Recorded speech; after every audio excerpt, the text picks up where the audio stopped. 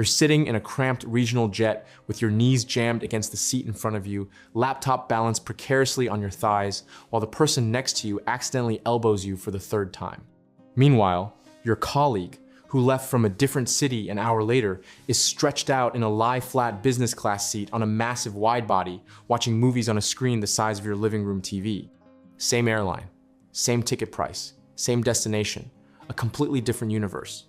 You check your boarding pass again, wondering if you've somehow been scammed. You haven't.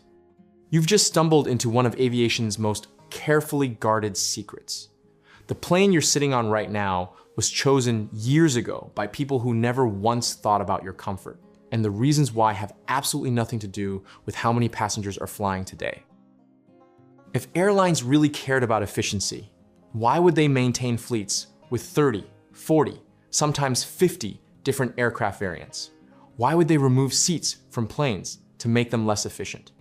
Why would they fly older, fuel-guzzling jets when newer models sit unused at the gate? And why would two cities with identical passenger numbers get served by completely different aircraft on completely different schedules with completely different passenger experiences? The answer is not what you think. It's not about demand, it's not about capacity, and it's definitely not about making your flight more comfortable.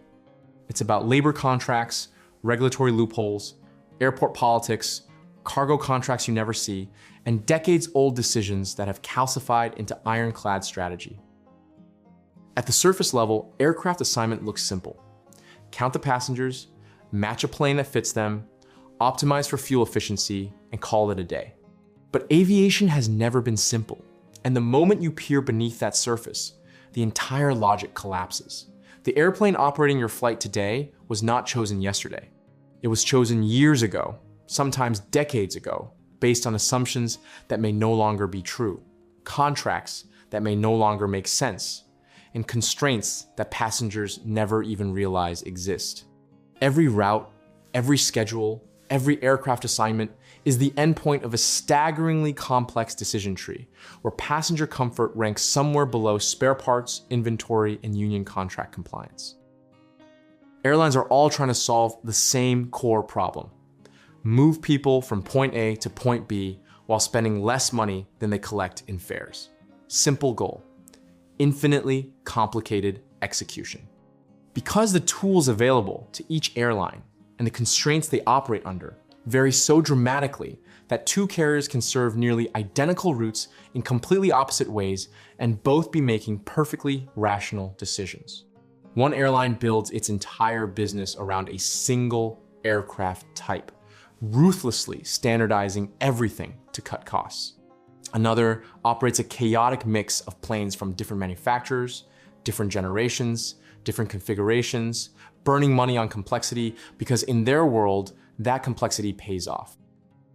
Why does fleet diversity exist at all? Why wouldn't every airline just pick the single best plane and buy 100 of them? Because there is no single best plane.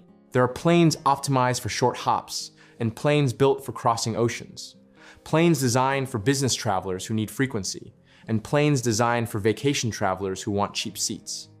Planes that excel in thin markets, and planes that dominate dense hubs. But more importantly, airlines are stuck with decisions made years earlier that they cannot easily reverse. When you buy a jet, you're not just buying metal and engines. You're buying decades of training costs, maintenance, infrastructure, and operational complexity. Switching aircraft types is phenomenally expensive, so airlines tend to evolve their fleets incrementally, layering new decisions on top of old ones until the result looks borderline irrational. And then there's labor. This is where things get truly strange. In the United States particularly, pilot union contracts exert overwhelming influence over which planes can fly which routes. These agreements contain extraordinarily detailed language, defining what flying can be performed by the airline's mainline pilots and what can be outsourced to lower-cost regional carriers. These are not suggestions, they are legally binding limits that dictate fleet strategy down to the individual aircraft. Many of those smaller regional jets you hate flying on aren't operated by the airline whose name is on the ticket. They're flown by entirely separate companies working under contract, often paying pilots a fraction of what mainline carriers pay. From management's perspective, this outsourcing is essential for serving smaller cities profitably. From pilots' perspective, it's an existential threat. So pilot unions negotiate hard caps on how much flying can be outsourced. These caps often include specific restrictions on aircraft size, measured by seat count or maximum takeoff weight.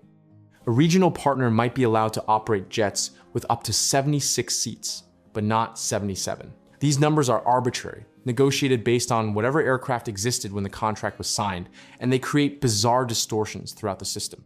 When manufacturers develop newer, better, more efficient regional jets, those aircraft sometimes cannot be used because they exceed the contractual limits, even by a single seat or a few hundred pounds.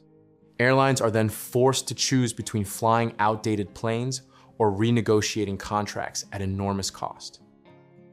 This leads to surreal outcomes. Airlines sometimes remove seats from aircraft not to improve passenger comfort, but to stay under union-mandated caps. Fuel capacity gets restricted by software to meet weight limits that have nothing to do with safety or performance. Entire aircraft subtypes exist solely because they fit within a contractual box. Bombardier famously had to create the CRJ-550, a plane that holds 50 passengers but is physically identical to the CRJ-700, which holds 70 passengers. Why?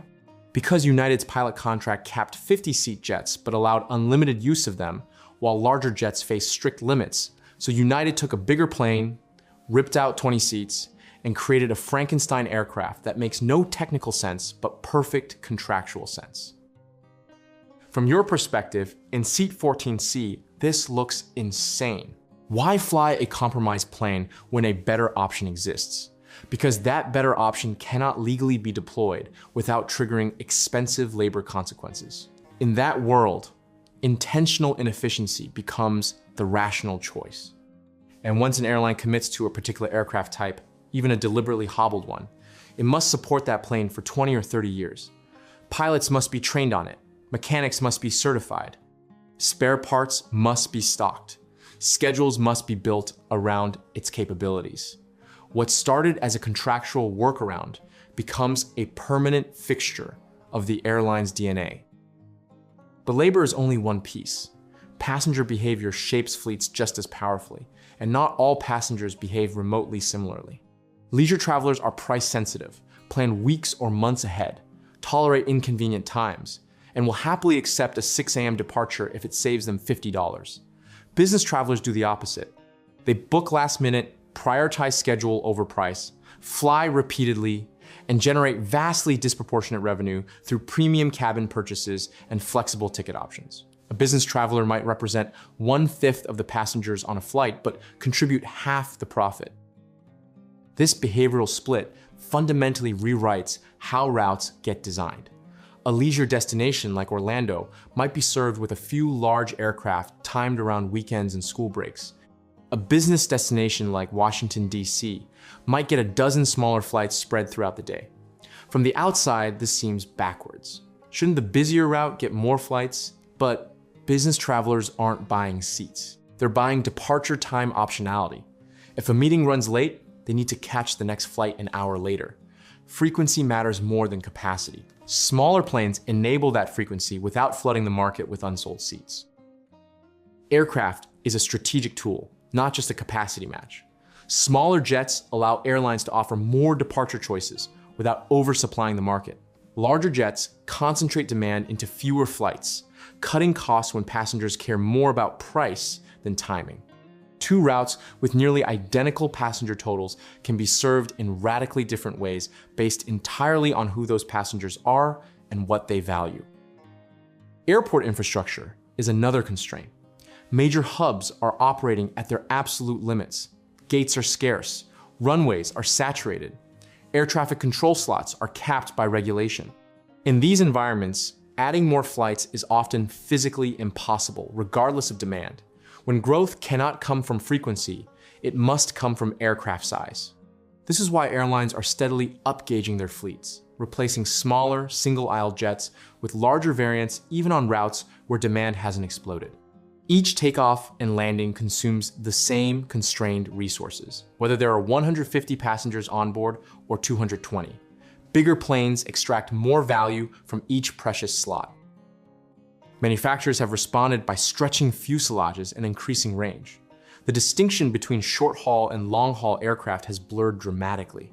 Jets originally designed for domestic hops now cross oceans. The Airbus A321LR can fly from New York to Athens. The Boeing 737 MAX can reach Hawaii from California. This opens new strategic possibilities, but also new decisions. Just because an aircraft can physically fly a route doesn't mean it should. Then there's the ownership cost versus operating cost trade-off. Brand new aircraft are marvels of efficiency, burning 15 to 20% less fuel than their predecessors, but they cost over $100 million each. Older jets guzzle fuel, but cost almost nothing to own if they're already paid off. Airlines often deploy older planes on routes with low utilization or seasonal demand, and newer planes where they'll fly constantly and fuel savings accumulate quickly. Some aircraft exist almost exclusively to absorb demand peaks, flying intensively during holidays or summer, then sitting idle for months. Because their ownership cost is sunk, this seasonal inefficiency is economically acceptable. Cargo adds another hidden dimension. Passenger jets carry freight in their lower holds, and on certain routes, that cargo is essential to profitability. Some aircraft types are far better suited to freight due to hold volume, weight capacity, and loading door configurations.